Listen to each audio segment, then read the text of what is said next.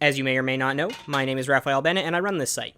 For a while now, I've wanted the opportunity to talk with you all one-on-one, so consider this our first genuine matter-of-fact blog post. Our attempt at a monthly free-reign stream of consciousness piece of writing about the site, and our quick take feelings on the medium as a whole, our editorial section. Enjoy! Just a few short months ago, Sega posted some pretty abysmal quarterly figures. It's kinda nuts and kinda not. It's hard to know where they, or any other huge publisher, will go from here, but it's surreal to think that these titans of the industry are so seemingly lost. Even though there are a slurry of huge and interesting-looking AAA games on the horizon for 2015, there's a definite feeling in the air that big games are kinda screwed, at least in the short term. The disparity between a surefire success and a prestige piece seems more pronounced in games than ever before. Look at a game like Evolved. It's a AAA game with an interesting premise and clearly some damn smart people involved in the project, but you could tell from its marketing that it 100% absolutely had to sell a myriad of copies in order to have a chance at success.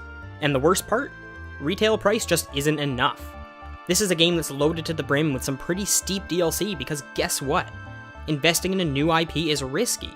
And even now, with belligerent marketing and microtransactions up the wazoo, we very well might hear that Evolve has tanked, and cost Take-Two, the publisher who is willing to roll the dice on games like Bioshock and Red Dead Redemption, a fortune. It's all hypothetical, and without rendering a verdict on the game itself, I'm glad they bothered to invest in a new IP. I like big budget games, and I especially like them when they're new and interesting.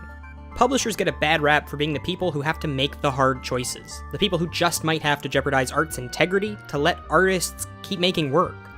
I sure wish they do a better job masking their budget-first attitude, but they exist for a reason. Not everything can be a do-or-die project.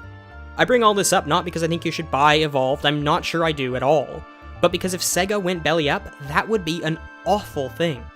There are half a dozen reasons why, and I'm sure you could guess what all of them are, but mostly just because games deserve as much creative input as possible from as many different places as possible. It's just too early in the medium's life for things to start going sour from a business sense. We have a lot to learn from both burgeoning creators and the suits who know how to make art a practical reality alike. So what can we do exactly? I'll be honest, I'm not sure, I just don't have a background in marketing, but from the outside, it seems like it's time to bring back the middle-tier budget game. Ubisoft seems to be experimenting with small games as a revenue source, and maybe it's time everybody else tested the waters too. And from a consumer end, it's probably time to stop being so hostile about what we don't like and do a better job explaining what we do. Both sides need to realize that there's a big world out there and no one thing is going to be for everyone in it. I'd love to hear where all of you stand, keep me posted in the comments. As always, you should visit castlecouch.com, and if you feel like giving us a donation, you can click on the right-hand side. We really appreciate it, and it helps give us the money fuel to keep going. Thanks for listening, and keep talking about games, they're the best.